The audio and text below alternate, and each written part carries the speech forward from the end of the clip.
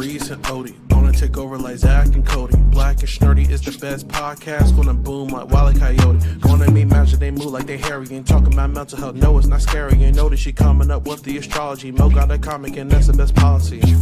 Maurice the GOAT, talking about animation cause you know. Odie, she moving wavy like the boat. Watching some movies and she taking notes. Yeah, kick back, listen. Black and Snurdy have risen. Upload on a mission. 5 stars, never dissing. Black and Snurdy, ooh. Black and Snurdy, yeah. Black and Snurdy. Hello and welcome to another episode of the Black and Snurdy podcast, the only podcast where two sexy black nerds get together to shoot the shit. I am Mo, aka Kid Licorish. And I'm Odie. And together we are the aforementioned Snurds here on episode 168 of the Black and Snurdy podcast. How are you doing? I'm doing pretty good. Start of a new week, start of a new month, which is always great. Yeah. We're getting closer to the new year. Yes, we are. Yes, we are. And how are you doing? I'm doing okay. I could be doing better. I could really be doing better. I wish I was doing better. I'll put it that way.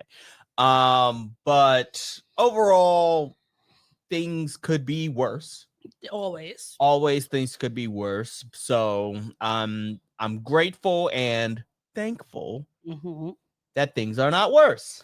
And I am thankful as well. We are very thankful. This is the season to be thankful. Yes. The holiday season. Yes. And we just had Thanksgiving. Yes, we did. Shout out to Thanksgiving. To the people celebrating Thanksgiving, not like the origin of Thanksgiving. We don't care about the colonizers and genociders. Yeah. Shout out Native to Americans, all the smallpox indigenous folks. Yeah. In our families, our bloodlines around the world, because we are thankful for you, really, because we are on the land of the Lenape people, and they were stewards of the earth here then and now. And indigenous people are always trying to keep the colonizers from fucking shit up even more. So we have to be thankful for that. But during this season of just general thankfulness, because Thanksgiving, obviously the origins are terrible. Yes, they are. We know that there was no great welcome in with the Wampanoag folks, with the European Puritans or whatever. If you remember the Charlie Brown Thanksgiving special, Franklin was given the very shitty crickety chair while everybody else had nicer chairs. They did. So that doesn't matter. He was on the other side of the table all by himself. Yes, he was. If you remember, he was on the other side of the table by himself.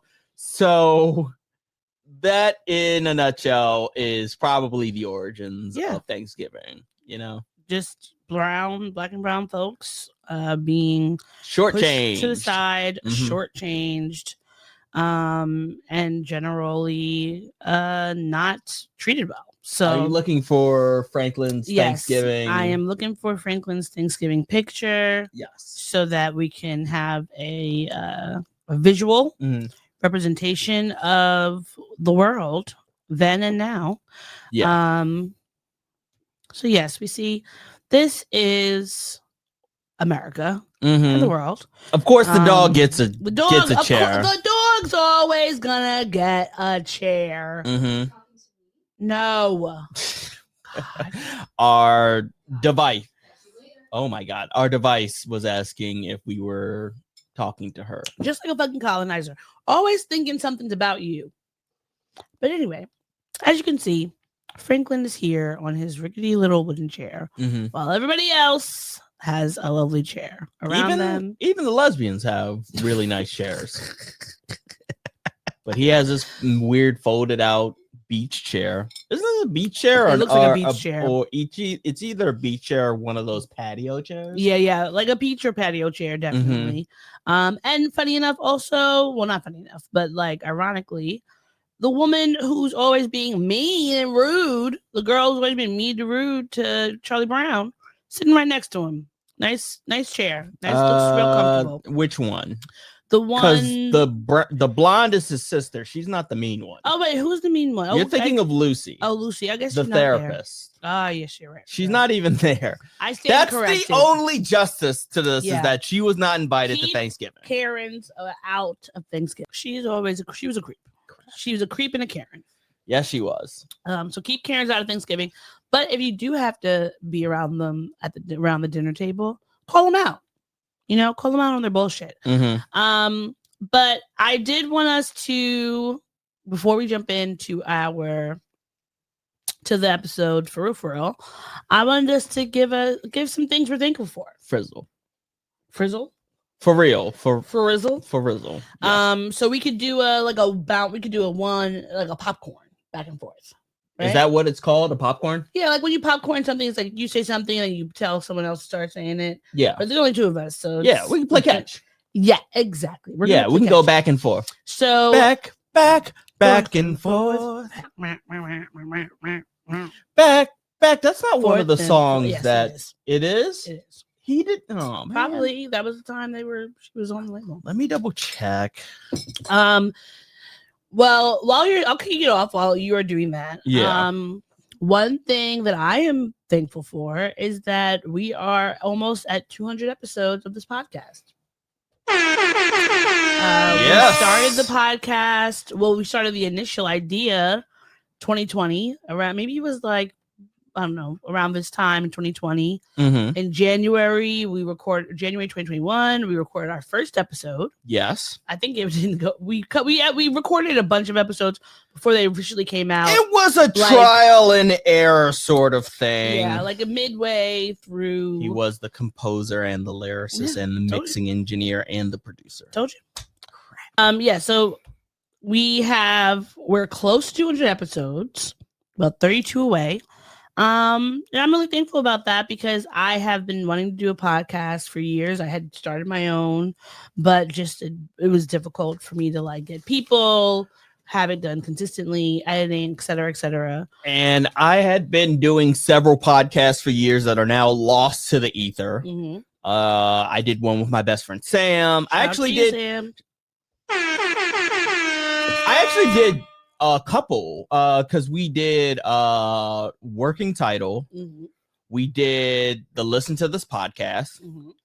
Because Working Title started out with me, him, and another of our friends, Galen. Shout out to him. I hope he's doing well with his family. Is he the one that was at the... No, you've never met Galen before. But he was a bartender. He wasn't a comedian. He was more of a bartender. Mm-hmm. And I think he's in Jersey now. Okay. Last I checked. I'll have to reach out to him to see what's going on with him. And then so it was the Listen to the Spot. No, it was the Working Title podcast. Then Listen to This podcast. Then Squashing Beef. Yeah, again, I used to listen to that one. Again with Sam. And then there was our group Dungeons and Dragons podcast that we did with Lawson and Jared and Alex.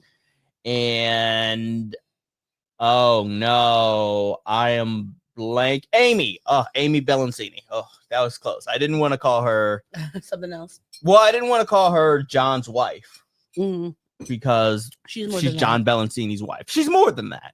But yeah, so I had a bunch of podcasts and podcasting experience under my belt, and we decided to collaborate and put this together, and we've been doing it ever since, going strong consecutively and consistently, which is great. Yeah. What's something you're thankful for? What did you say you were thankful for? The podcast. Oh, you're thankful for the podcast. I am also thankful for the podcast, but I am thankful for you, the human being. Thank you. Because you are a supportive ray of light and sunshine and fluorescence. I'm fluorescent. Yes, you are fluorescent. I'm glowing. Yes. I make your world glow. Yeah, I would say that. Yeah, sure. You make my world glow. You make my soul glow. Just let your soul glow. Now, what are you thankful for? I am thankful for supportive friends and family. Sure. Who I can always count on. You being one of those key people for sure. Sure. I think that having people in your corner who are there to support you, lift you up, love on you is really important, and it's something that I don't think anyone can take for granted. I think that I feel very fortunate that I have a very large group of friends, a large family, and that is really special to me. Like anytime anyone's ever been, if you've been to an eBay affair, you know that we are loud and proud and always getting down. Yes, and I have been to several at this point. Yeah. And I can attest to that. They are very loud and very proud. And, like to get down. I would say it's either a seesaw or a pendulum that swings, where it goes, and it mostly swings in the direction of loud. Yeah. Sometimes teetering. Yeah, maybe a teeter-totter, I would say. Teeter-totter, yeah. Yeah, maybe sometimes teetering into other territory. You wouldn't be a family without it. Yeah. So, my family is kind of the same. Yeah. Although I think over the years we've maybe chilled out for the most part. I would say specifically me and my dad. Yeah. Me and my dad used to have this running joke that no matter, it doesn't matter who it is, somebody named Maurice Licorish is going to ruin Thanksgiving. Well, I think with a comment or a yelling or being too fun or being too much. Never too much. I think we're tied. 4-4. I think that one thing that I really appreciate about my family, as far as ruining Thanksgiving, 4-4, and something that I know if you ever spend time with my family, that you're like, oh, I see why she is how she is. Is that like, as much as we can be loud, we can debate, we can do all these things, but like that I feel like is integral to life, being able to have differing opinions, talk about them. Maybe sometimes you're yelling, and it's not always angry. You're not, the thing is, so as many of you know, I am Black American on my mother's side, and I am Nigerian on my father's side. Take a shot.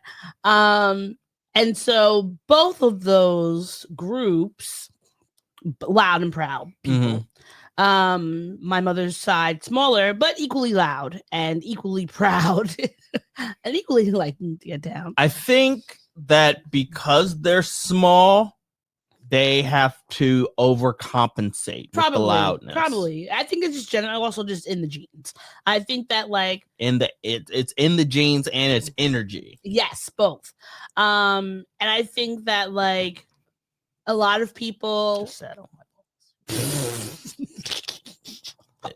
It's very painful. A lot of people will ask me like, well, they'll be like, wow, you're such a great communicator.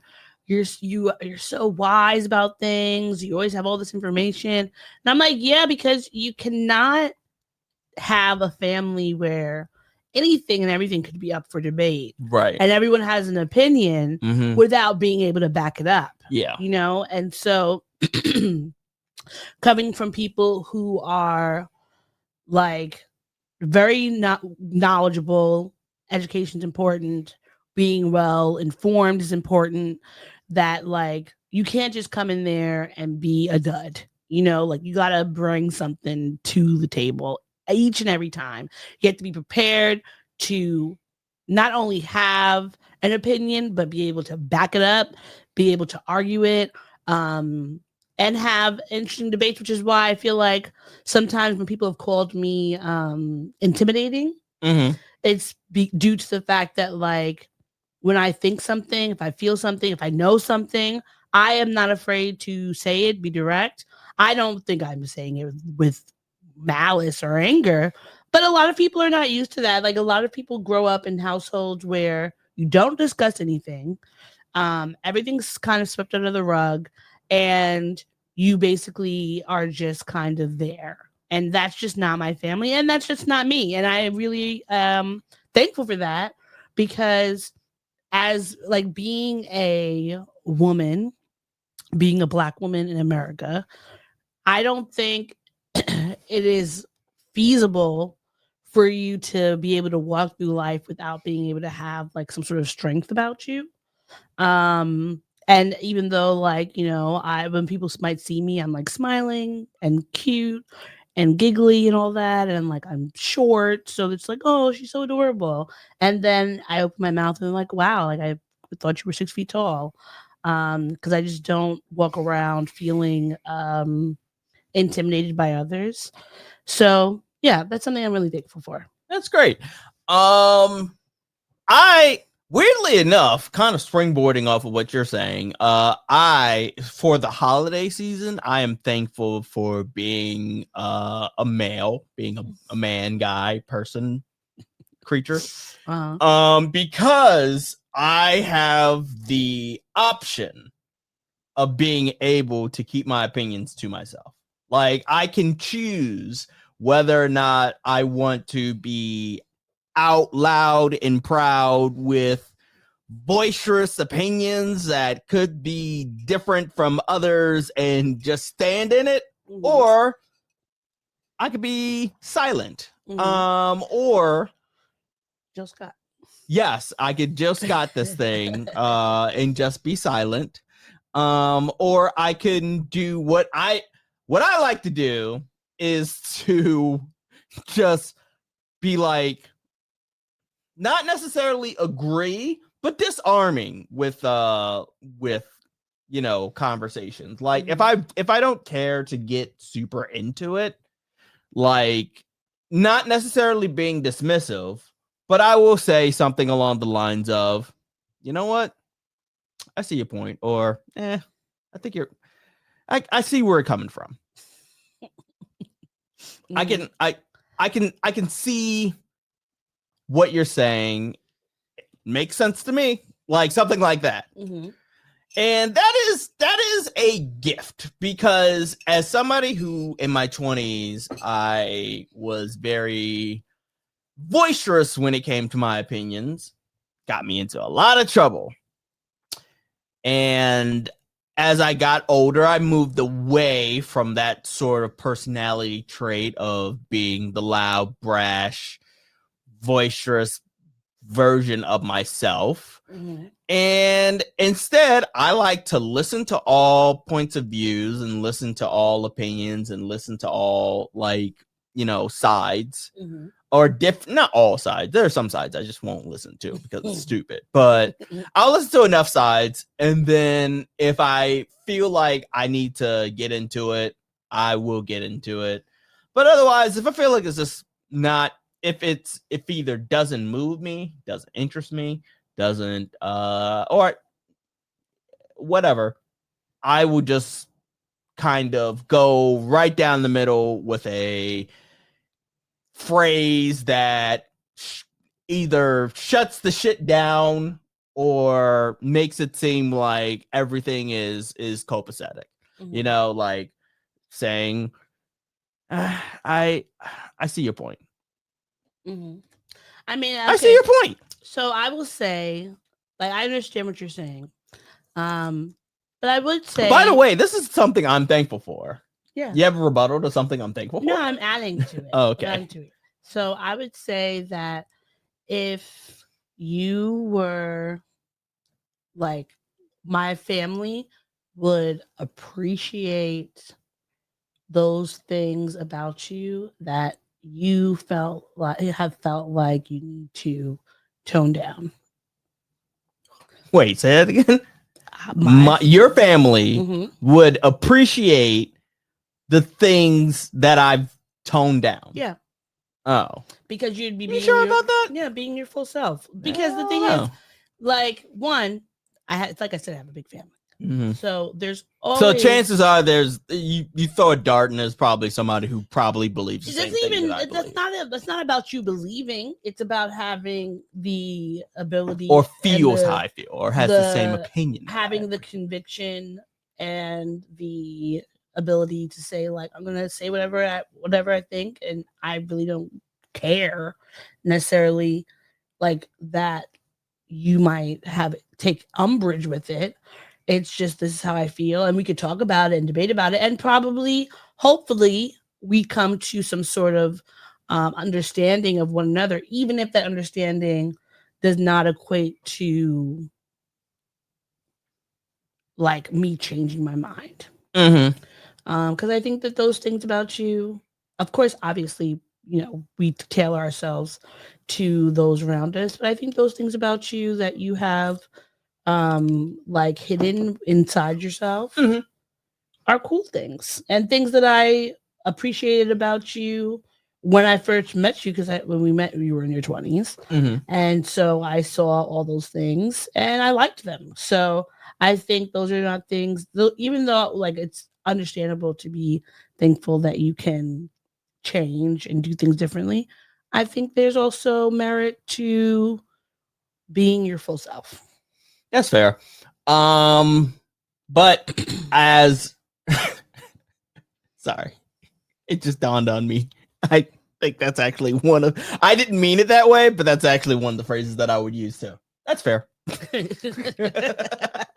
didn't mean it that way though. But as I that's fair, and I appreciate that.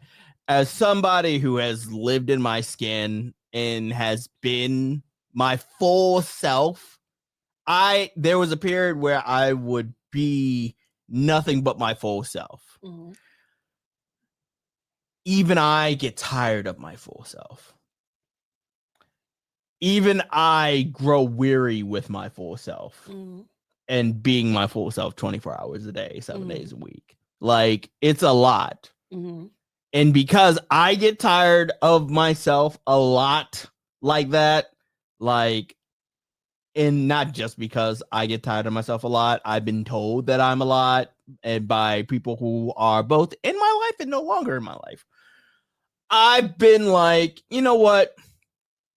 Message received, other people and also my own self. Let me regulate this shit. And so I do. And I personally don't think there's nothing wrong. I personally don't think there's something wrong with that. I can bring out my full self whenever I want, whenever I choose. I'm not afraid of doing that. I'm not afraid of being my unabashed self. I just pick my spots. I'll put it that way. That makes sense. Yeah. Let's see. Let me pick one more thing. Yeah, one more thing that we're thankful for. I'm thankful for gainful employment. Even though sometimes it's difficult. Wish I could say the same thing. I really appreciate the people that I work with. Being a teacher is not easy by any means. Teaching ain't easy. So having people who you work with who are like supportive and helpful and like really, and really kind of committed to being there for you, like I think that's really great. And like I always joke that like I feel like I'm working at Abbott Elementary, except for having my principal is a complete opposite of what's her name, Ava, because she's like super productive and super like someone you'd be like, yeah, I would love to be like that as like a person, worker, whatever. So yeah, I think this is like key. Getting to work in also a very Black space where majority of the people I work with are Black, and the people who are not are like also real cool. Like they know that the people, the kids that they're serving are coming from a specific place. They appreciate the differences and they understand the challenges they may be coming from, whether it's due to differences in race, economic status, immigration status, et cetera, like whatever it could be. Having really like being really mindful about that, and that's something I appreciate because working in corporate America, that is just not the case. A lot of the times, even if you're working at black owned companies, that's just not always the case because sometimes it's the capitalism over everything. So yeah, that's the last thing for me. Okay. And the last thing for me is my actually I was spending this time trying to think of something that I'm thankful for. I guess I am thankful for my health. Not necessarily my mental health, but I will say that I am thankful for my health in general. I don't have any broken bones. I don't have any broken ligaments. I don't have any diseases. You know, I have an ass. Like I don't. I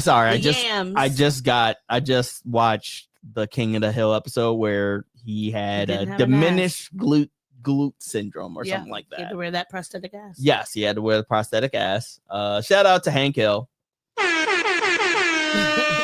flat ass king. Fucking just a line. Couldn't sit. He could not sit. Long back. Well, that's great. Yeah. So I'm. Oh, I should have said that. I should have had that this entire time. Thankful. We are thankful. We are thankful. And I would say that I would challenge everyone to think about the ways that you are thankful, both in the big and small things. You know, I think like, oh, cool. Sorry, I didn't realize that there's this. They have a timer on it now. Oh, that's cool. All right. Cool. Can you adjust the timer? Yes, you can. Oh, that's cool. All right, cool. For that. Yeah. But I think that we a lot of the times, like when we are thinking about our life, our day to day, etc., it's very easy to focus on the negative. You know, I don't have enough money. I don't look the way that I want to look. I'm not living where I want to live, et cetera, et cetera, et cetera. But one thing that I try to say to myself in times when I'm facing difficulty, just even if I'm just annoyed that I have to like get up, right? Like I'll get up and I'll get in the shower and I just say like, you know, thank you for waking me up. Thank you for protecting me and keeping me like coming home, leaving the house and coming home safe is something to be thankful for. Yes. You know? Yes. Having a wardrobe that you can change out whenever you want, how often that may be, or like, you know, change your clothes and have different things to wear. Having a bed to sleep in. Like having food, whether it's ramen or freaking Kobe steak. All these things, like having clean running water. It's something to be thankful for because there's so many people who do not have those things. You know, there's so many people who don't have friends. They don't have community. They don't have a job. They don't have health. They don't have any of these things. And I think that if we can try to remember that wealth is not only what the money you have, it's also the things and the people that you have in your life. And I do believe the more grateful you are for the mundane, the more abundance, you know, is coming to you and can come to you. Because when you're just like, oh, this is terrible, oh, I hate this, oh, I hate that, like it brings you down, it brings your energy down, you know. Because sometimes, like, you know, at my school, we have a lot of steps to climb up. It's a lot. It's like Mount Everest. Yes, I've been to your school, and it is a lot of steps. It's ridiculous. But one thing, like, I'll try to say to myself in the midst of climbing these steps is, like, I'm so grateful that I have the ability to climb steps. I have legs to walk. I have arms to move and hold on to this railing while I'm getting up there. Like, yeah, those things. Your school is not ADA compliant. It is not 100%. I wish it was. It should be, but it's not. But no ramps, no there's elevators. nothing. Like if you do have to do anything, I'm thankful for our building having an elevator. It is the worst elevator in the city. It is the worst. Have you taken it recently? Yes, I have. Does it still like make Jump? the noise and No, sort of thankfully- like when it closes, thankfully like it does as if not. it's gonna trap you in there? Because I started recording myself when I was in the elevator to see if this was going to be a time when it was going to like drop. Thankfully, we're in the basement. So yeah, that's only going from the first another thing floor. to be thankful for. I would say that recently when I went up to get the mail, I didn't bring my keys with me, and I got up there, no problems. I went to get the mail, went back to because I have to take the elevator in order to go up one flight. Yeah, because we to don't get have the steps mail. to go to the base. We don't have steps to go directly upstairs. We have to go outside, go up a flight, go up a thing of steps, and then go inside. Yeah. So instead of that, because it's fucking cold, I just take the elevator to go up to get the mail. I go get the mail. Mail is okay. The elevator is like 3/4 of the way closed. It's stuck. Don't have my keys. Don't have my. Well, actually, I did have my phone because I texted my my super and was like, "Hey, the elevator is stuck. Can you come fix it?" And he's like, "I'm not there." And I'm like, "What good are you? What good? What is the point and the purpose of having a super if you live across town?" But luckily, somebody walked in, saw this, a resident of the building, saw that it was stuck, slapped it like the Fonz from Happy Days, and it started moving again. So I was like, never mind. Hope you're enjoying your weekend off the premises. Per usual. Ridiculous. But yeah, so just be thankful. This is the holiday season. So many things are happening. So many ups and downs are gonna happen every day, regardless of what time of the year it is. But just remember to just be thankful for the times and use those good times to buffer you in times of like you're in a funk, or a bad day or a crisis or whatever the case may be.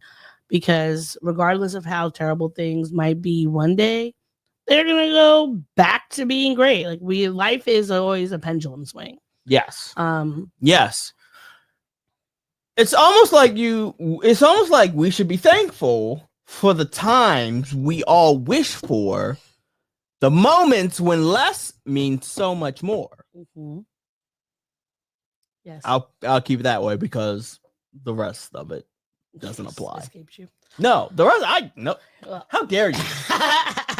The rest of it I know, it just doesn't apply. It does not. Okay, sorry. All right. The rest of it escapes you. Sorry. How dare you? I'm sorry. Are you ready to move into About to throw this at you, but I'm gonna drink it instead. Yeah, so you wouldn't waste alcohol. I do not waste alcohol, which is why I cannot be on the Real Housewives of anything, because I'm never gonna. I feel like a lot of times they're throwing water or juice. I don't feel like they're actually throwing alcohol. Even that's still wasteful. It is. I don't waste a beverage. And I'm not wasting a beverage on anybody just because I don't agree or I'm shocked or I'm appalled with whatever somebody said.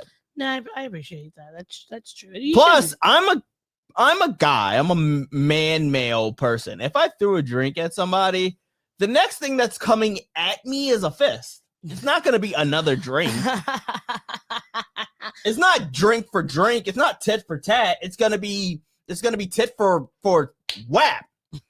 Well, to be fair, even though I am a woman, I'm definitely punching you in the face if you throw a drink at me. Yeah, I probably will still throw the drink at you. But if I throw a drink at you, you would be shocked for 5 seconds, and in that 5 seconds, I can run away. No, I'm gonna be shocked while I'm running after you, throwing shit. I'm picking up whatever is closest and throwing it at you. Because how fucking dare you throw a beverage on me? You know how much I love the beverage. So for someone love it so much, you got it in the face. To waste it like that, oh, we are fighting. And also, cocktails cost way too much. Yeah, they cost too much for you to just be thrown on my paper. Were we somewhere? Yeah, we were somewhere where actually a little bit surprised that at the thing that we were at this past weekend, a little bit surprised that the beers were not as expensive as I thought they were going to be. Yeah, same. They were definitely better than I expected. I mean, the Heineken that I got was in a can. Not happy, but I think it was the same. I think it had the same volume of liquid in it. It did. Yeah, so I was just like, I can. And then I realized, oh, it's probably because like if somebody drops it, then it's glass. They'd have to pick that up. Then there's people dancing and grinding on glass, and that's not safe. So they have to have it in a can. Yeah. Okay. So that makes sense to me. All right. So do you want to move into this is our mental health corner?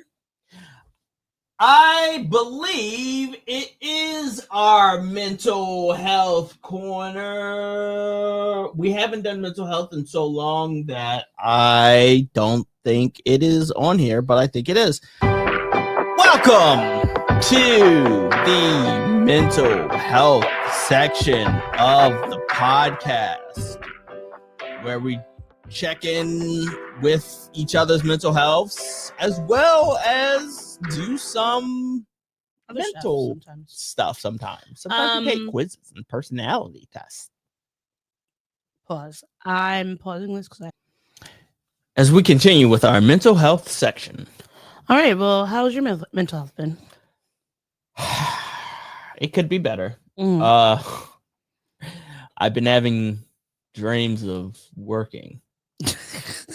Like, and when I say working, I mean like I'm filing papers. Mm-hmm. I'm in meetings. I'm in conferences. I'm at a computer. I know what my subconscious is saying. It's saying I miss working. Being at work. Yeah. Even though when you're at work, you're like, oh, I hate this. Is terrible. Well, no, it wasn't specifically my old job. Yeah. It was just the concept of work, like being a drone in an office. Yeah. Because in my dream, it wasn't my old job's office or anything like that. It was just an office. Yeah. And even at my old job, I wasn't even in an office like that. Like maybe 10% of the time was spent being in an office in front of I was in front of a computer the entire time. Yeah. But like that office was like downstairs, and I would get there, maybe spend an hour, maybe an hour and a half down there, and then I'd have to go up on the floor. And then the floor is this chaotic mess of nonsense, just bullshit. And I do not miss that. Yeah. That I do not miss. I do not miss that specific old job that I used to do. But I have been having dreams about being at work and being in an office setting and being around coworkers, and just because like my day in day out is basically me just like being on the phone with unemployment or looking for work on my phone or my laptop, Yeah. and apply, check my emails, rejection, spam, even new spam that I don't even know how I got on these lists, but now fucking they're sending me all these things. So it's repetitive, and I miss at least the productive repetitiveness of work. Mm-hmm. And I completely see how it is affecting my mental health. Yeah. Yeah. So I understand that. So I miss working. Plus I miss feeling productive. Well, you can feel productive in other ways though. Like our productivity. It's not the same. But I think that mainly because like there's money involved. There's money tied to that. But I think that like I think that, like, and I've said this obviously before many times, when we can be productive in one area of our life, it's going to help us be more productive in other areas, right? So when we can be like, let me get up and go and do this thing that is like super mundane, just whatever you're doing around you, whether it's reading a book, cleaning up, creating a project, or arts and crafts, whatever the case may be, then in an office setting, you're already in that mindset, or work, whatever your work is, you're already in that mindset. So you're already like fixed to do that. So I think it's like getting into the groove now, because when you are, as someone who has been fired, laid off, various, different situations where I was out of work for a while, I think when you sit in that for too long and you're only doing like the laying on the couch, you're not like outside, you're not working out, you're not like doing all these things, your body gets used to that. Like you start to atrophy certain parts of your brain and body. And so keeping yourself in flux and in motion, it helps. So even though it's like right now, being out of work sucks for a variety of reasons, right? But I think there's also an opportunity, as they would say, to figure things out for yourself. Like, what things can you do more of just in your everyday life? And then whether that's like doing things that you enjoy outside of just like, watching TV or playing video games, because those are things that you enjoy regardless. You're going to do those. But like, what other things could it be? Could it be reading something, writing something, going and doing things that you didn't have the opportunity to do before? It doesn't, not necessarily things that might cost money, but even things that are as simple as like, going to an open mic, things that you have been wanting to do when you were working. You were like, oh, I wish I could still do these things, XYZ. And perhaps that's a way that you can add to your day. Like, what can you do to change your space? Like, make your space more interesting, different, better, whatever the case may be. I think those things help us to get a hold of the feelings of just like lethargy that come upon us and stagnation, so that when we do start doing work again in another situation, that we are still used to having, like, being active in some kind of way, right? And it helps that like you can spend time figuring out more so like, yes, applying to jobs because they're available, cool. That's like, everyone does that, right?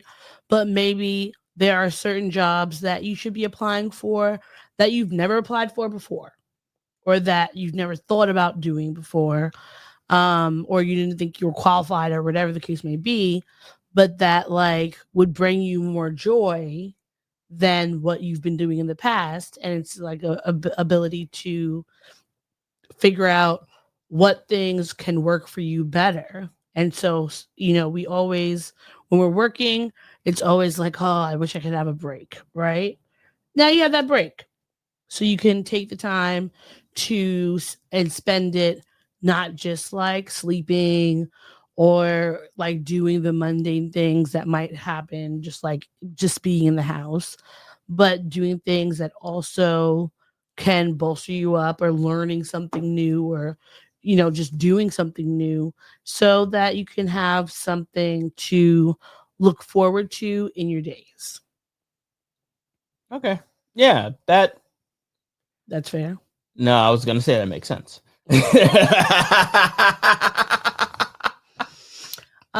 No, but I do understand where you're coming from. There's no way for me to say this stuff and not have you hear it. I've exposed my truth now. So, but I I do in fact understand where you are coming from. Some of it is a little bit tricky, but maybe during this downtime there is some merit to switching things up a little bit. Yeah. You know? So maybe that's something I'll start on. Maybe I'll make a list. I used to make lists and to-do lists and stuff. Yeah. So maybe I'll start there. Try to kick it up again. Yeah. How's your mental health? We already asked you. No, I didn't. I thought we started with you. No, we started with you. Okay. How are you doing? I think my mental health is okay, could be better. I have some frustrations about things. My motivation is not necessarily where I would like it to be. And just trying to keep myself from feeling stuck. I would say is something that I'm working on.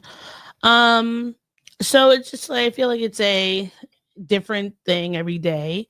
I feel generally exhausted, but I think that's just the work. Yeah. Like there's a lot of emotional labor that goes into work in general, right? Whenever you're working, you're dealing with other people, you have to do some kind of emotional labor, or without working, anytime you are doing any sort of engagement with someone else, there's an emotional labor in the way attached to it, which is tiring. And then when you lob on dealing with children, it's an extra bit of it. One of my coworkers today was like, she was annoyed at her professors because she does not think that they ever, like, she went to get her master's in education, and she was like, they always just talked about how it's such a noble profession, and you're doing all these great things and it's so important, da da da da. But she didn't feel like they were honest when it came to this shit is fucking hard, right? Yeah, because you're not dealing with children. You're dealing with children, not adults. If you're a professor, there's definitely going to be emotional labor you're going to be doing. However, you are dealing with adults. It's not the professor's job to be honest, because if they were honest, nobody would teach. Nobody would sign up for teaching. But I think that you have to lead with the nobility of teaching. But I think you can talk about how noble it is and how important it is, and also be clear that the reality is it's that difficult. you're gonna be underpaid, underappreciated, and also deal with a bunch of fuck kids who won't sit still or stop talking or stop being annoying or won't challenge you in some way or be disruptive in some way. And I think that or lie or just any number of things that they can do that you've told me. Yeah. My mom actually the other day was like, have you thought about teaching? I was like, I don't think that I don't think you'd be a bad teacher. I don't think I'd be a good teacher. Well, I don't think I'd be a bad teacher either. I just don't think I'd be a good teacher. Well, there's a lot better to be a bad one than a bad one, to be honest, because there's a lot of bad ones. So I think it's like if you're gonna be one who's just kind of like there, it's better than nothing. But I think that having, especially nowadays, there's so many more things to think about because it's like teaching is so different from when we were younger in a lot of ways. In some ways good, but in some ways a lot more challenging because you have to deal with new challenges. Yeah, technology. That shorter attention spans. For a long time, teaching didn't really need to change. There wasn't anything like technology in the way that we have it today that would be impacting kids and or parents, because I feel like one thing for me is that you notice a lot, there's a lot of neglect that happens, and neglect even within people's families where it's not like they're not being fed, it's not like or clothed. There's the parents love them and all that, but like I think that parenting has always been a hard job, right? But I think that especially now, there's so many more things you have to be on top of. And my sister had made a good point because I was talking to her about how frustrated I was that, like, when we have, our parent teacher conferences, these conferences are over the phone sometimes or video chat, right? Yeah. So you don't even have to go anywhere. You just have to pick up your phone, sign into your computer, talk to your child's teacher. And we will maybe have 20% of the parents doing that. And yeah, in some cases, maybe there's a language barrier, but there's systems that we have that will translate. People will translate for you. There might be technology differences, but you're still a phone. Most of the parents, even if they don't have a computer, you have a phone, you can call in. And I was just saying how neglectful I feel like a lot of these parents are. And she made an interesting point that, like, when we were younger and for a long time before that, you couldn't really see how neglectful a parent could possibly be being because there was no way of actively being there. Like, you couldn't, you didn't have access. Yeah. Now we have all this access and you see how there's so much like lackadaisicalness and how and then that goes into the kids, right? Like it's so much easier now to identify a bad parent. Yes. And I think that a lot of the parents, it's not even like, okay, they're bad parents as much as they are just not being as present as they need to be, which is neglectful. And there's always going to be neglect. I feel like it'd be difficult for the best parents to not in some ways be neglectful because you're human, right? But noticing how, the fact that kids are not all coming to school, or they're not coming to school on time, right? I could have never been late multiple days out of the month to school. And yes, I went to a private school, so it was different. I had to be on the bus or whatever. But if I had like missed the bus, my mom would have lost her mind. And there were times, like, I could think of times in my like elementary school years where maybe I did miss the bus and my mom put me on a train. She was annoyed about it, but it's like, okay, well, you got to go to school, like you got to be there. And it's like all the things that we're dealing with the kids, like their lack of attention span, the addiction to technology, the apathy to like doing work. Those parents also have that, and it's not just them. Like it's not about a socioeconomic factor. It's not about their nationality, their religion, or any of those things. It is just something that teachers around the world are complaining about. And let's be specific, teachers around America are complaining about. Because there's just been a loss when it comes to there being a emphasis on education and understanding how important education is. So that can be very frustrating. And it's like you're trying to get through your day trying to get through these lessons. You know that someone's going to probably pop in and look at you doing the lesson. And it's always going to be at a time when the kids just are going to be fucking annoying, right? And you have to deal with it. And then, like, for me, one thing I think about a lot is like, I see the kids behaving in other classes. So what is it that I'm doing or not doing that is causing them to be like defiant, right? And I think part of it is that the classes that I teach are not seen as necessarily important. And they're not necessarily seen as important by the education system, by the parents, by the students. Like they're generally going to be more behaved in science, math, or English, whatever these core subjects, because they're core subjects and they are going to be having to really you don't have to go to summer school if you fail a language, if you fail art or whatever. But even if you fail like social studies at this level, middle school level, you don't have to go to summer school for it. But if you fail one of the cores, you definitely do, right? And I think that there's this lack of interest and curiosity and like just love of learning is very difficult to deal with on a day-to-day. And it's something that like even the teachers who have been teachers for these veteran teachers 15 20 plus years, whatever, they still have difficulty dealing with the kids at times. They still have to be like, really kind of tough and strict about what they're doing, and thankfully they've been teaching for long enough that they know these tricks. And someone who's only been doing it, my work anniversary just came up of a year. I saw that on LinkedIn. I think I might have started like December 2nd of last year. Yeah, I think I saw that the other day on LinkedIn. And so this is my first full year teaching in like a public school system, and that is just a very different and interesting place to be.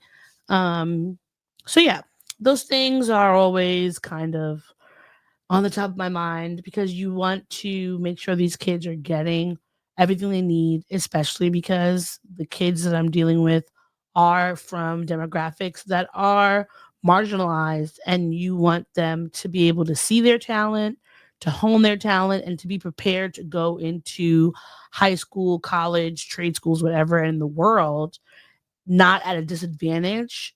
But it's hard to even kind of impose or get that point across to them of like, education's important because without it, you are going to be stuck in a life that you do not want. Yeah. Because even with education and degrees and all that, you can have difficulty, especially when you look a certain way, you have a certain gender identity, sexual orientation, religion, et cetera, et cetera.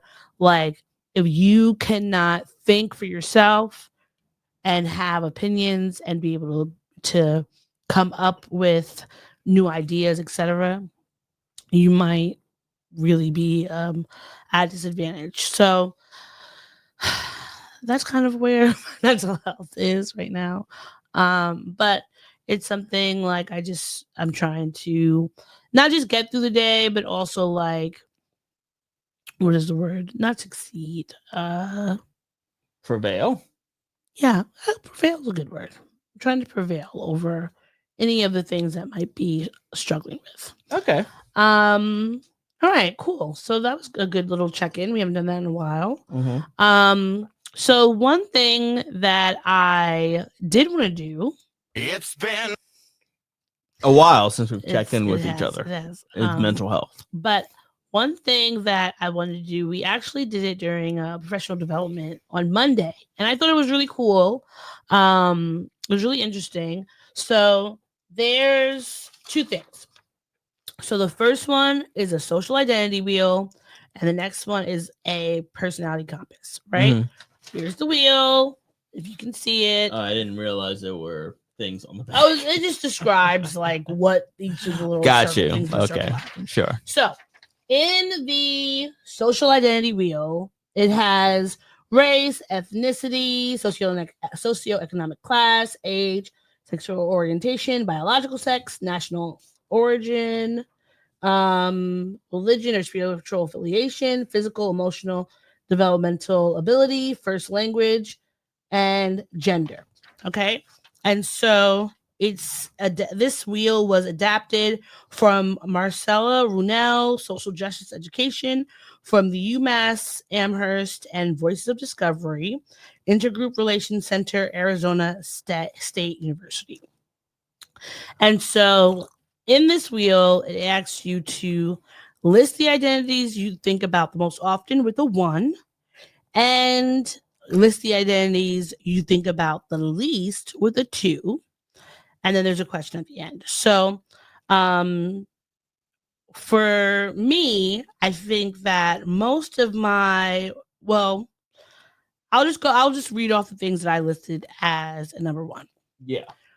Gender, race, ethnicity, socioeconomic class, sexual orientation, biological sex, and physical, emotional, developmental and developmental ability, and my gender. Did I start off with race? Did you? I don't know. Well, and my race. Say it again. Start with race and then go around. Okay, race, ethnicity, socioeconomic class, sexual orientation, biological sex, physical, emotional, developmental ability, gender. And for you took the quiz earlier today. Do you want to read what yours were? Yes. So starting with race, the identities that I think about most about myself are race, ethnicity, socioeconomic class, sexual orientation. No. Sorry. I'm okay. Let's try this again. I'm the second row. Yeah. Race, ethnicity, socioeconomic class, age, physical, emotional, and developmental ability, first language, and gender. All right. So we had a few of them that more than a few that several overlapped. of them are overlapping. So there has a question. Why do you think more about some of your group identities than others? How about we both start with each category and go around, starting with race. We both said that we think about that a lot. Yeah. So let's clump them together in groups. So our race and ethnicity, we said we think about that a lot. Yes. So why do you think about your race and ethnicity a lot? Just because I'm both a black man and an African American. I'm sorry. Just because I'm black and an African American in this world, like I just cannot move through the world. I'm not able to disassociate that part of my identity from anything else, especially in this country. Yeah. You know, I can't help it. It's just what it is. Yeah. Like I know that I'm a black man. I know that I'm African American. I had a mental breakdown several years ago because I felt like I wasn't thinking about it enough.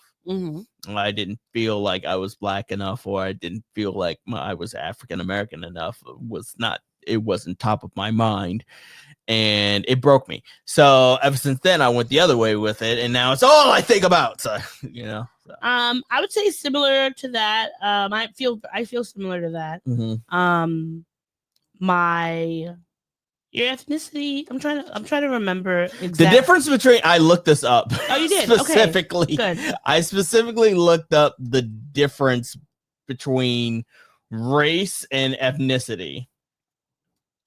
And the difference is race is a social construct based on physical character traits like skin color and hair texture, while ethnicity is based on shared cultural factors such as language, tradition, ancestry, and history. That's why when I say race, I say black. And then when I say ethnicity, I say African American. And how come you don't consider your Bayesianness in that? Because I don't consider myself I mean, obvious. I am. So for you, you'd be black. For you, you'd be black. Well, I am race-wise. Either and way, then I'm also African American. You're either way, it's the same. Because I am African and I'm American. but your African is all bold African. Like it's capital letters. Yeah. African. Yeah. Dash American. No, it's not a slighter. I'm like, I think about my ethnicity a lot. Well, one, everything you said about the race, true. I think about my ethnicity a lot, about being a Black American person as well as being a Nigerian American or person, because those two things are one, they're very important to me. Sure. The delineation between the two, because there's two different cultures, there's different traditions, cultures, histories, etc., and also they are intrinsically tied together, right? Because like I like to laugh and say I'm probably like 75% Nigerian, because I know that even though my mother is Black American, which also we are also have bloodlines and lineages and ancestry that is white American. We also have the bloodline and ancestry that are indigenous American, and possibly Caribbean American, because there's a alleged Turks and Caicos in there. But I think about these so poignantly in my life and how they dictate like who I am as a person, because of the fact that like pause the things about but yeah, because of all of these different things, I think about them so acutely. One, because like I laugh when I say obviously I am African American, but I think that I wish there was something else to describe myself as, so that I don't want either one of my ethnicities to be erased, right? Because I am just as Nigerian as I am Black American, right?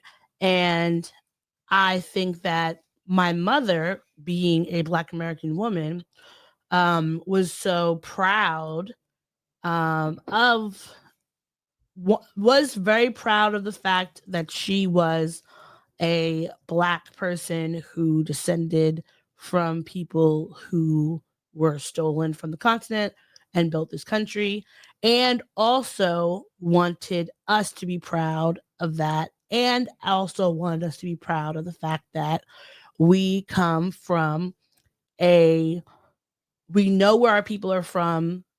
In Nigeria, we have a village, a state, a country to call home, and a language and a culture that, even though different, still has a lot of things that overlap, because of the fact that there are, if you did some sort of DNA testing for all the Black Americans and Caribbean Americans and Afro people around the Americas, there's going to be a really good portion of them that are coming from the area that I came from, even if they are not the same tribe and maybe didn't speak necessarily the same languages. But a lot of those cultural things still are there, which is why we have so many similar, dishes and mannerisms and things like that. So I think about that because of the fact that it's something that my mother instilled in us as important, even just as the fact that like I don't have any English names or Christian names, right?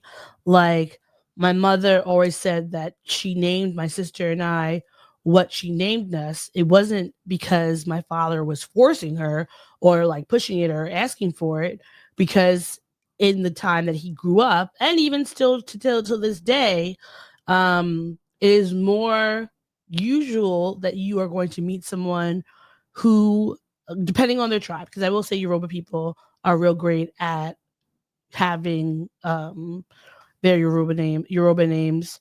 Whether it's they all of their names are Yoruba and they maybe have an English name, but they'll go by that name or whatever. But compared to like a lot of the other tribes, like it's just very normal for you to go by your Christian name. And for a long time in Nigeria, even I want to say maybe around the time they were the colonizers were freed from them. They were freed from them in the sense of like no longer being colony of Britain. You couldn't get your birth certificate signed without having a Christian name. I remember even when my sister was being, my mom says like when my sister was being baptized or christened, that she had such an argument with the priest because he wanted her to pick this Anglican or Catholic name. And when she came with a name of like a African saint, he was like, no, that's not, you got to pick another one. And so she named us what she named us because she wanted people to know who we are, where we came from the moment that we walked in the door. Because for her, like many Black Americans across the Western Hemisphere, that's not something that is as readily available, right? So I know those are the reasons why I think about it, and why I try to keep as much culture within me and understanding it and learning it as I can, because I know that it was stolen from us, and so I think it is important to reclaim it as best that I can, even though I know that I'm an Americana, and it's I'm seen can be seen by, depending on who you're talking to, as not Nigerian enough, which is and also not Black American enough, because I've had people who were Black American tell me that, like, I don't understand the culture. Meanwhile, I grew up in a Black American household. My grandparents come from the South, even though they lived in most majority of their lives in Brooklyn. Like, my aunts worked with the Black Panthers and all these things. There are still people who, because of the Nigerianness, they think that somehow that overshadows all of the things that are about Black American culture. Where I think, like, even if both my parents were Nigerian, if you are raised here in America, it's not to say it is completely impossible that you would have no understanding of Black American culture, because of the fact those are a lot of things that are passed down to you. But I think if you're living here and you're growing up here, you're gonna have a lot of those things. Because when I think about my cousins who are Nigerians who came and moved here as children, they have both understandings, even if it might vary a little bit, and there might be things that they prefer on either side. Like, you're still growing up here in the culture, so you're going to get those things. So it always feels like there's a lot of teeter-tottering between both worlds, which is important for me to figure out, like, a way, like, the balance between not thinking one is better or worse than the other. They're just different, and both important. Then we had sociology. Well, to answer your question, to answer your question that you asked me before, why doesn't my Bayesian side, because you're equally both the same as me, you're equally both. that just wasn't a component in my household growing up. Like, it neither, because it's on my father's side, but none of the culture was exposed to me, quite frankly, until I got to college. And quite frankly, there's really one person who really exposed it to me, and that's Danny. So shout out to Danny. Danny. Didn't really have that aspect of it. You've asked my family. Yeah, I talked to your dad about that. You've talked to my dad, and you've talked to, like, my aunt, like, on family game night. You asked my aunt, my two aunts, like, straight up, like, why isn't that a bigger part of your? And it just was not exposed. We were just not exposed to that level of culture in our household. My grandmother and grandfather, they moved from Barbados. I don't remember the year or specifically when, but all of my aunts and uncles were born here in. But they did New go York. back and they visited. Yeah, they went back and visited on cruises and stuff. But, like, it just wasn't. It wasn't taught in their household, and therefore it wasn't taught in my household. When I asked your dad about that, like, I when we were coming up from Thanksgiving that year, or coming up from Maryland to go to before we went down to Thanksgiving that year. And I asked him, and I was like, well, when you were growing up, were you taught that, like, you're Bayesian, this you might be here in America, but this is who you are, your culture wise, etc., like music, food, etc. And he was like, no, we just were, there wasn't anything explicitly said or done. Like, obviously there was food things, like, obviously your aunt is, like, oxtails is a thing that's, like, a thing that she makes on big holidays, and it's, like, an important thing, and that's a big cultural thing. Food usually is the big cultural thing that we can keep even without languages. I mean, Black people across the diaspora have made that very apparent. But they weren't taught about crop over. I think also because or listening to soca, the fact that, like, when I asked him about, like, music and different traditions, etc., and he was like, well, my dad was a pastor, so there were we were listening to gospel music. We weren't really listening. It was to all secular and even stuff. Now it could have possibly been, there might have been some gospel Caribbean music and Asian music, but at the end of the day, it was gospel music. So I think that also that impacted how the culture was passed down, because a lot of the things that you keep culturally when you move to another place, it's going to be your food, clothing, like music, things like that, those different traditions. And I think for my grandparents on this wheel, they would have made religion like their their absolute number one. Yeah, for sure. Sure. And I think that's something that is just like, difference, but also, you spent your 30th birthday in Barbados. Yes. Not on a cruise. You went there, you stayed there for, like a week or so, and you were connecting with a side of yourself that, even if you didn't realize it, that still is like an important thing. Or even if it wasn't like taught to you growing up necessarily, like this should be so important in like culture. But these are things like our cultures are so important because of the fact that they have been kept from us and stolen, and we are reclaiming them in different ways. So I think it's just interesting how those things weave themselves in and out of our lives. Because I know that I'm very proud to be both American and Nigerian. I definitely know that I'm a lot more American than I am Nigerian in a lot of ways. But I also appreciate a lot of the Nigerian things, and I wish that I could bring those things more so into our general American culture.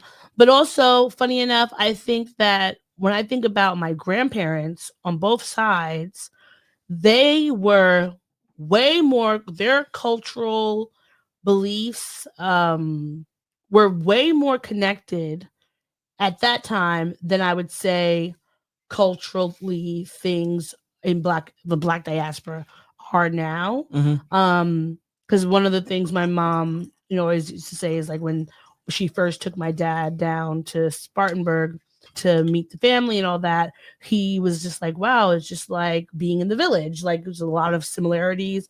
Like family's very important. These cultural traditions are very important. Like everyone knows each other. They talk, community. And I think those are things, because as time goes on and we've become more and more Americanized, we've lost. And then within the Black community, and we've had forced separations, etc., that have not allowed those things that were so intrinsic to our people have changed. But also, I think that the pendulum's been swinging back again, because we know that so many more people are trying to reconnect all those different, dots, I should say.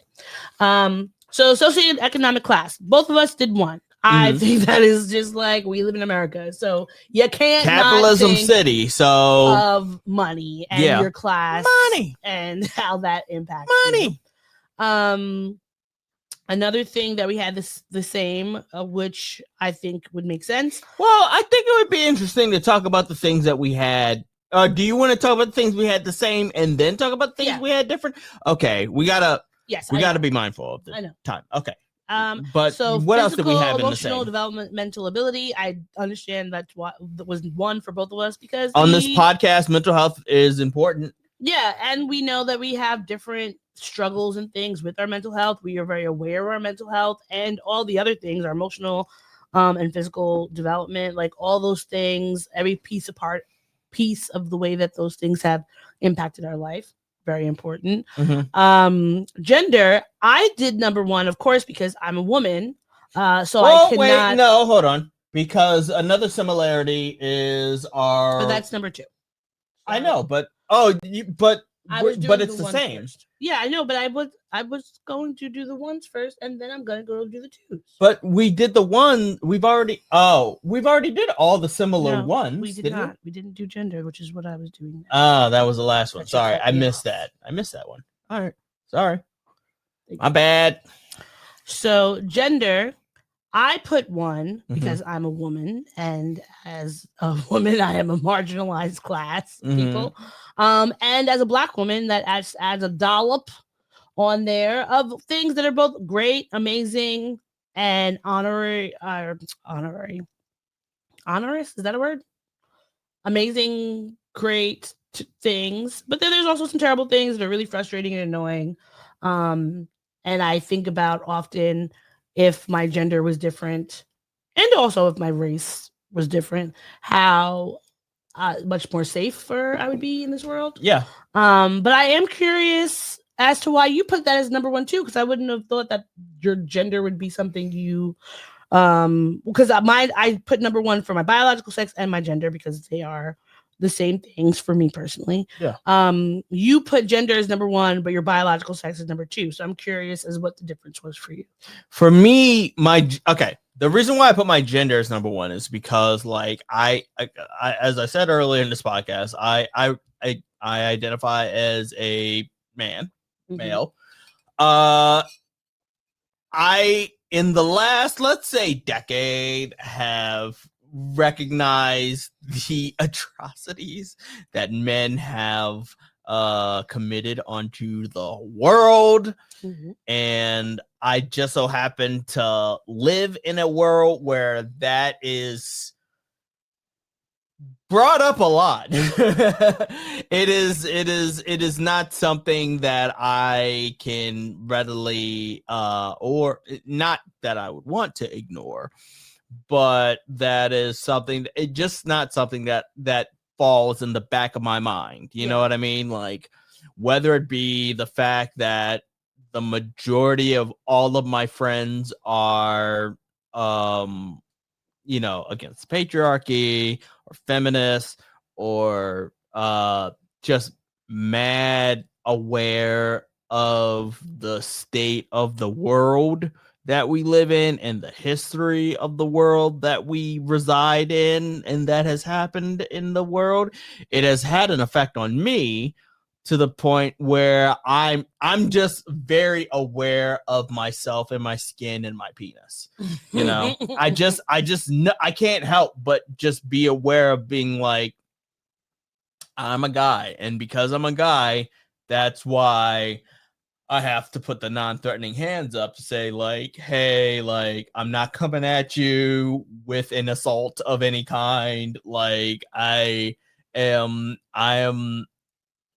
not necessarily one of the good ones, but I'm not a threatening one, to say the least. I'm not threatening you in any way just because of my gender. Yeah. Now, because that it does differ from my biological sex, mainly because, like, I know the difference between gender and biological sex is your expression, your gender expression, and your your biological sex, because like you could be born, whatever, male or female, but you can express yourself as either one. It's not something that is what is it called? It's fluid. Gender is fluid. Biological sex. I think I might have did that backwards then. I think Why? maybe biological sex is the actually no. I don't think about the being born a man. Yeah, I just don't think about it. Like, who cares what I was born as?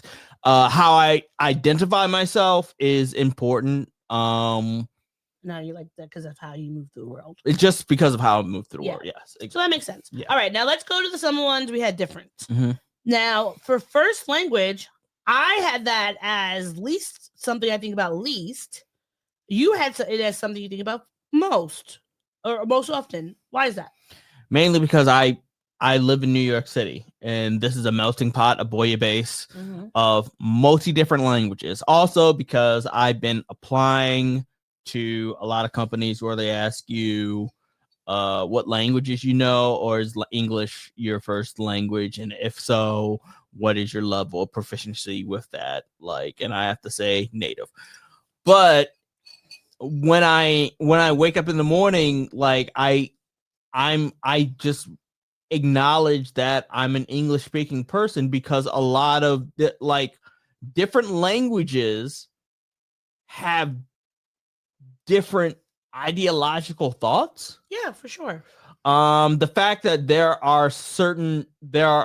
fact that certain phrases in English cannot be found in certain other languages. Yeah. Or do not easily translate means that those concepts don't easily translate. Which is why when you think about like the colonization of the world, one of the shitty things about it is the fact that we have lost so much cultural diversity because, just thinking about being a Black American person, we have lost our languages, even though, funny enough and interesting enough and cool enough, there are ways in which, like AAVE, even though they try to label it as just like a slang, the way that we speak grammatically within that is very close. African American vernacular English. Yeah. Ooh. I didn't even know that's what it was called, but I got all of the letters. Look at you using deductive reasoning. Context clues. Yes, context clues primarily. But I think that I've learned over the years that the way that we speak, even saying something like, I be watching TV, right? And technically in American English, that is not grammatically correct. No, it is not. But the way our language adapted from our various tribal languages, if you go back to some of those tribal languages, they have the same intonations, or the way that we might repeat words say them more than once in a sentence or a phrase are similar to ways that we speak in original tribal languages. And to me, I think that's really cool. Then that begs the question, it's not so much why isn't my number one, why is first language your number two? I think that because it's just a privilege to speak English, right? Because we're living in America. Is it a privilege? It's not. Well, okay. Because for you as somebody who is both Nigerian and African American, you constantly bring up the fact that, well, not constantly, not enough to do a shot game on this podcast, but at least bring up a lot behind the scenes, you have conveyed to me that you wish that you spoke Igbo. Yes. And I do. And I that is something that is very sad to me that I do not, and frustrating that I do not. But I think that being in America, the same way, like being a man, I would say the average man, right? Or the average white person does not wake up thinking about those things because they are living in the space of privilege. And even if they walk out of America, they will still have that privilege because it's the privilege they have around the world. When I go around the world, majority of the places I've ever been, I have still been able to speak English. Now, I also have the added bonus of, like, I studied Spanish, so I could go places and I speak that, right? But that is something that, like, I only do if I have to, because even in times where, like, when I was in Madrid, and maybe I might have had difficulty remembering what a word is or how to say a word or whatever the case may be, people are still speaking to me in English, right? Sure. So I think it's the privilege of having that language, because it's privilege within our society, a global society's language economy. It is something that you're going to be able to find, right? There's few, like those few European languages, French definitely being one of them. I would say probably Spanish, because that's one of the second largest languages that's spoken around the world, where it's like, if you speak one of these languages, you're going to be good, right? And so I just think, like, even being in New York, it's one of those things where, like, I do wish I had more languages to speak and know of. And I find so many languages are so interesting, and I would love to be able to have some sort of, like, universal translator, like Hitchhiker's Guide to the Galaxy. Yeah. Because it would be really cool. And because so many things are lost in translation. But it's just not something that I'm, like, thinking about. But you also, watch a lot of anime and you Yes, I read do. mangas. Yes, I do. And even when I'm watching it with you, like if we watch One Piece and when it's translated, the one thing I always get annoyed about is like we're watching it, the translation or the sub is different than the dub. Yes, because they're translating the Japanese into English. They're translating the Japanese into English in the sub, whereas they're localizing what the Japanese means into English language in the dub. Yeah. And also trying to match the mouth flaps. Yeah. Yes. Yes. Now, something that we put as a 2, that 2 things we put as a 2 that were both the same were religion and spiritual affiliation and national origin. Now, why do you think for you those are 2 things that you think about the least? I don't think. I mean, all right. National origin. I'll speak to that first. I understand the appeal. I understand the appeal of it, but I have never chanted USA at anything. Yeah. Because it's just the place that I live. That is all it is. It for all of its good and bad, for all of its turmoil, and this is America. Yeah. Like there's enough equal good and bad parts that are both extreme for me to say that they both balance out and wash out. And I just don't think about it that way. I just don't think about it now. And then as far as religion, it's mainly because I'm just more spiritual. Well, it says spiritual or religious affiliation. Yeah, when I say I'm more spiritual than religious, I also mean that I think about spirituality and religion the exact same amount, which is not that much. Just not that much. I just don't. The only time religion or spirituality comes up is when food is around, and that's because you pray. So, and more times than not, you're saying the prayer, and I'm just doing the ritual. I am doing the actual ritual that I grew up with of bowing my head, closing my eyes, then saying amen. And that's basically it. So do you not feel like we've talked about spirituality a bunch before offline. So do you not feel any kind of connection to any to spirit itself, like to the ancestors or any of those things, like just in your general day? I feel a connection when how do I say this? I gotta say this particularly well because there's a level of nuance to it. I don't feel it. How do I say this? It's like air to me. I don't really notice it until it's windy. Meaning, yeah, I do not. It's just a thing that exists within my life. But when something happens, that's when it becomes prevalent to me. Okay. I would say for me, religious or spiritual affiliation, I think about it secondary. I would say that's surprising to me a little bit. I would have thought that would have been a 1 for you.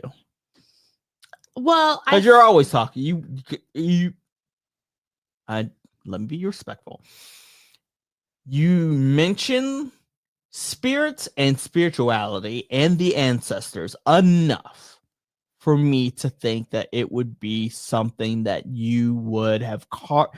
It seems like a large part of your, not maybe large, maybe I would say 35% of your identity. Well, I would say that the ancestors. I do think you have an altar. It's a large part of my identity, but I think in some way you used to leave food out. Yeah, I didn't get my own job on that. But yes. I think that similarly, but in a different vein, I guess, the way that you talk about it being like air to you is similar to me. Like, I don't think about it because it is spirituality, whether I'm talking to God or the ancestors or the Mother Earth and all that. It is just a part of me. So I'm not ever thinking about it, right? And then on the secondary portion of it, I also, again, same way with English, like I am a living in a privileged space of, like, I'm christened Catholic. That is Catholicism, Christianity are what I grew up in, right? So all of the things in this country are based on Christian beliefs. So I don't ever, as much as I believe in things that are in some ways instances different, I also know how connected they all are because of the fact that, like, going to private school, having grandparents who were very religious, and also, great grandparents who were pastors and things like that, like, understanding how interconnected all the religions are, and me seeing them not just as separate identities, but then also lobbing on the fact that I'm from the majority here. So I don't have to think about it, because even if there may be other ways that I might be practicing that are different, if I'm talking about like ancestral religions, right? That's something that I'm still learning so much about, even though it's been years. Still something I'm learning. So I don't feel like if I'm looking around and like where people are praying, I'm not confused about what's happening, right? I'm just like, oh, this is what we're doing, and here we go. So it's kind of just like a second nature. So it's not something, whereas if I was Muslim or Buddhist or Taoist or baptized and christened in a ancestral religion, and that was the only thing I'd ever known, and then I came here, then perhaps that would be something I was thinking of more, because I would have to like find more ways of like going around. But then also I think because of the fact that I am the spirituality and religion that I am practicing, I have built such a community of people around me that are connected to those things, that I'm also not like feeling like there's a dearth. Is it, am I use that right? Like a dearth of You feel like there isn't a dearth? There isn't. Because dearth is negative, is like a negative space. Right? Is dearth negative? I thought dearth was majority. Scarce supply or lack. Oh, yeah, you're right. So I don't feel scarce in that space. So I guess that's probably why I'm not thinking about it as much. All gotcha. Right. Okay. Well, I'm glad. Let's do this. Go do this wheel. Two more. There's two more. Oh, the other ones that we had different. Age and sexuality. Age, I put age as number 2. You put age as number 1. Mm-hmm. Sexual orientation, I put that as number 1. You put that as number 2. Yes. So we were flipped. Yes. Why did you put age as number 1? Because I feel like I move through the world feeling old. I can feel it in my bones. I can feel it with it, like, great. Hooray, I'm young for my age, but also, like, I took on my dad's personality and thinking that I wasn't going to live past a certain age, despite the fact that I grew up in fucking private schools and shit like that. So there was no way that I would be killed over crack vials in Baltimore or shot in gangs and shit. But I took on that personality. So now after 21, I feel all of my age and I feel it as if I'm older than I actually am. And everything feels worse now that I'm in my mid 30s and I'm not even smack dab. I'm over the hill in my mid 30s. Next year, I'll be in my late 30s. I understand that.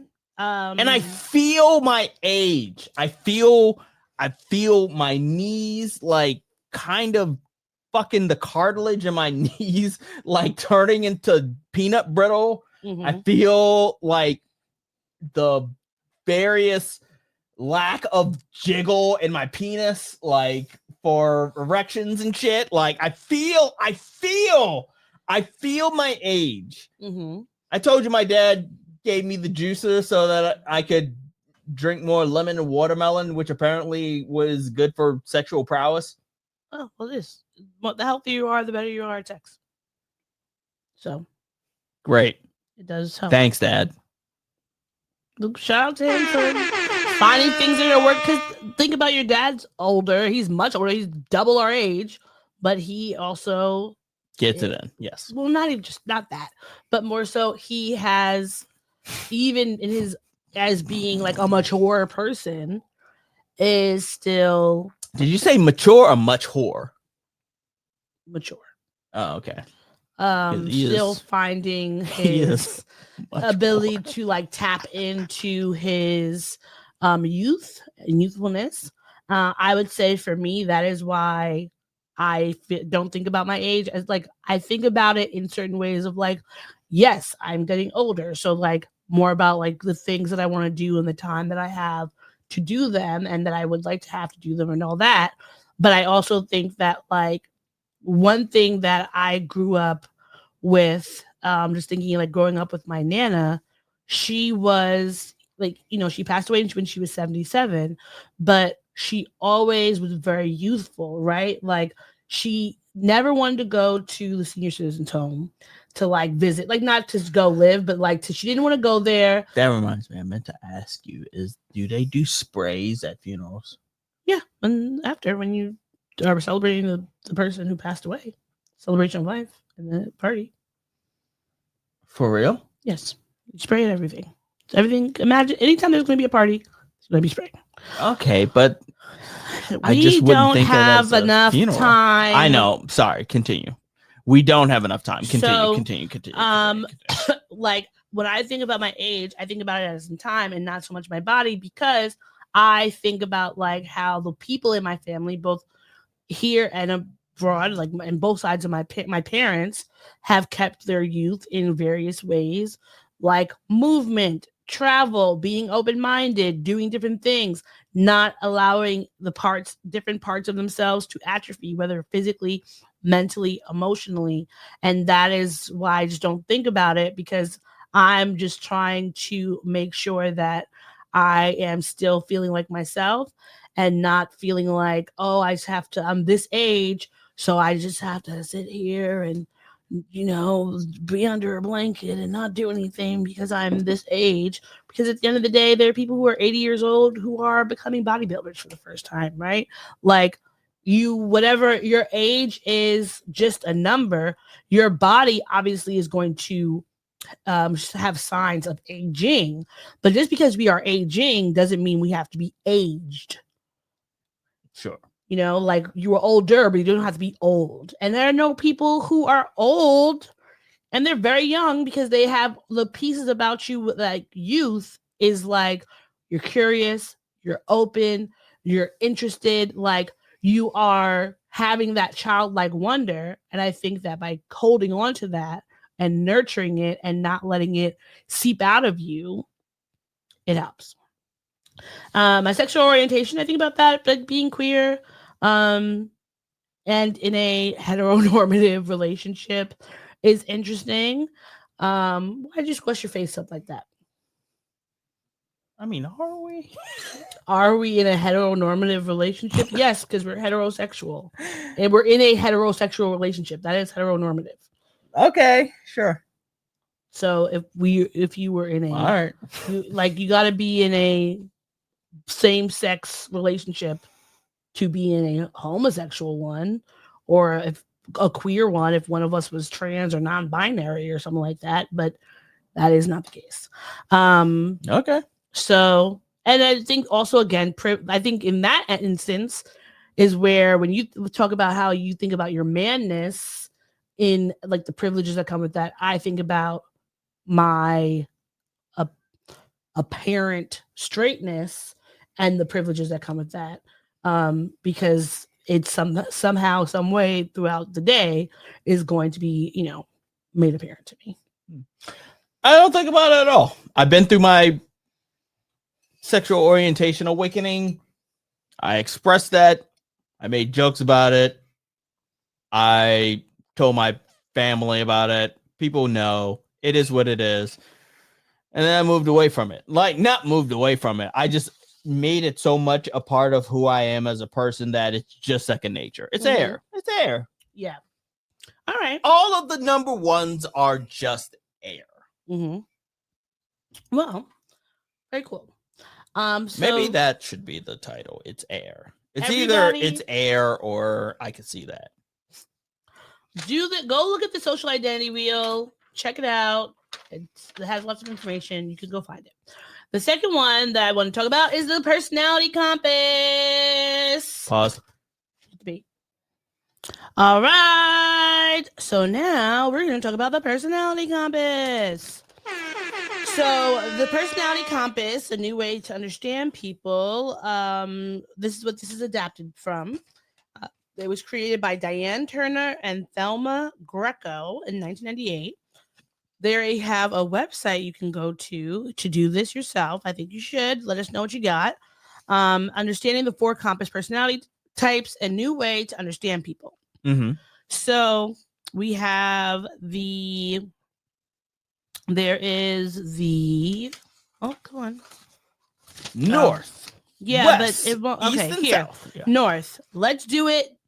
Action now. Like, that's mostly the north part. East. Who, what, when, where, why, structure and detail first. South. Share, support the carers.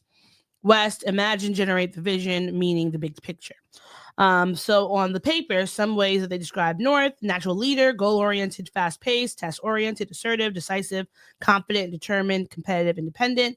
East: natural planner, quality-centered, analytical, organized, logical, focused, exact, perfectionist, industrious, structured. South: natural team player, process-centered, slow-paced, good listener, non-confrontational, sensitive, patient, understanding, generous, helpful.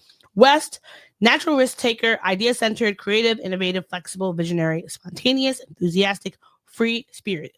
So you answer like all these questions, right? And then you tally them up. Real quick, tell me, before you tell me what your thing was, tell me what did you get for the total number of North? 11. What did you get for the total? Oh, I got 13. What about for South? 13. I got 11. What about for East? For East, 11. I got 3. What about for South? Or sorry, West? 13. 21 for me. So I am you go with your highest first. My highest was 21. That's West. My second highest was North. So I am a West North. West North is categorized as flexible, creative, assertive, decisive, fast-paced. And what was yours? So because I had 2 13s, I just put down West, South, or Southwest. West. Wait, I'm sorry. So what was your largest number? My largest number is 13.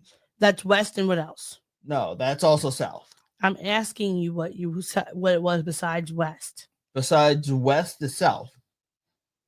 So you have South and West as your number 1. It's yes. South and West for number 1? Jesus Christ. I'm asking you, which one did you have the most of? I had it for South and West. Thank you. What was your second highest number? 11. For North and East. You had 11 for North and East? Yeah. So all of them you were split down the middle? No. I had to take this over again. Sorry. I had to take it over again because I initially had 12 for North and South. You had 12 each? Yeah, 12 each for it was mad equal. It was straight down the middle. 12? Because of 24 questions. So then why did you take it again? Why didn't you just leave it? Because it was equal. So? If that's what it was, that's what it was. So what's the highest number you got for that? 12? For both north and south, it was 12. And it looks like west was your so west is your highest number. West is my highest number. So west and then north south. We'll give you just take both. So it's west, north, south? Yeah, it's the same. Just we'll go with that. So for me, on my little compass, west north is described as flexible, creative, assertive, decisive, fast-paced, right? And what was your original top one? West. So yours is west, and what's the second? West, south, and west. What else? And then the second one, my second highest is north south. Just let me see, because I'm going. Because you just said okay, well you have east here. I thought because I thought it was let me just look at it. So this is okay. So your highest is west. Yes. Here you are both 12. Yes, and then my lowest. So west south east. And west north. Okay, great. So let me look at those west south. West south, flexible, creative, friendly, caring, cooperative, and west north is mine because you said all right, so the same thing as me. So let's look at some jobs that are good for west north. So this is about your career in the 4 personality directions. West north jobs that are good for those people: project coordinator because you're juggling many tasks, leader, advertiser because you're innovative and competitive, developer, visionary and self-starting, performer, multi-talented, confident, builder, dreamer, and goal-centered. And then your second one was west-south. Writer, because free thinking and sensitive, storyboarder, idea-centered communicator, liaison officer, flexible and helpful, artist, creative and introspective, landscaper, sees options, and people pleaser. And then if you go on the back, it gives some similarities and the 4 personality directions. So for north and west, move fast, talkative, enjoy action, welcome change, bold, take risks. And for south and west, motivate others, sociable, shun deadlines, adaptable, avoid pressure, enjoy relaxation. And then just like kind of like at a glance, it has for north personality traits, the motto: get the job done fast, strength, making quick decisions, basic weakness, impatience, fundamental aptitude, leadership, priority, goals, motivation, competition, pet peeve, indecision, work style, independent, main work competency, supervisory, pace, fast and determined, image, achievement. For west, expand all horizons, strength, well, your mottos: expand all horizons, great strength, innovative creativity, weakness, disorganization, fundamental aptitude, seeing the big picture, priority, methods, motivation, freedom, pet peeve, rules, work style, adaptable, work competency, coordinating many tasks, pace, fast and flexible, image, originality. And the other one you had was south? And north and south. Yes. South motto: build the best team, strength, cooperation, weakness, non-assertiveness, fundamental aptitude, peacemaking, priority, values, motivation, helping, pet peeve, conflict, work style, group, competency, team building, pace, slow and laid back, image, compassion. So when you think from doing all these, reading all these, how do you feel like that connects with who you think you are? And how do you think this connects with how you see me? Just in general, not just the work stuff. It could be just in general, personality-wise. What were you again? I'm West North. You're West North. You're West North. Yeah. I had way more West than anything. And then second was North. West North makes a lot of sense. You were project coordinator, right? Yeah, I have been a project coordinator. I've worked in advertising. Yeah. And I've been a performer. Yes. So that makes sense to me. Yeah, that makes sense to me. Mm-hmm. Like from you. Mm-hmm. And for me, it made more sense when I was both Southwest and West South. But Northwest, but if it's West North and West South, so you're like West North, and if I'm a mix of West North and West South, West North doesn't make that much sense to me. Except for the fact that I was a performer. Well, West South makes sense because I was a writer. I think and an artist. When I think about you, that I would say the West South makes more sense to me for you, but I also see a lot of things in North in you as well. Because I think you are a natural leader, goal centered, fast paced, you're task oriented. You are decisive, confident, determined. You're definitely very competitive and independent. Sure. Okay. You're kind of, I feel like you're all these things, but I do see you more sometimes in the South region. Yeah. In some of those, like, yeah, I think like both of these make sense, but I guess maybe it's like sometimes it depends on the situation. For you, you're in the West primarily. Yeah, for sure. Yeah.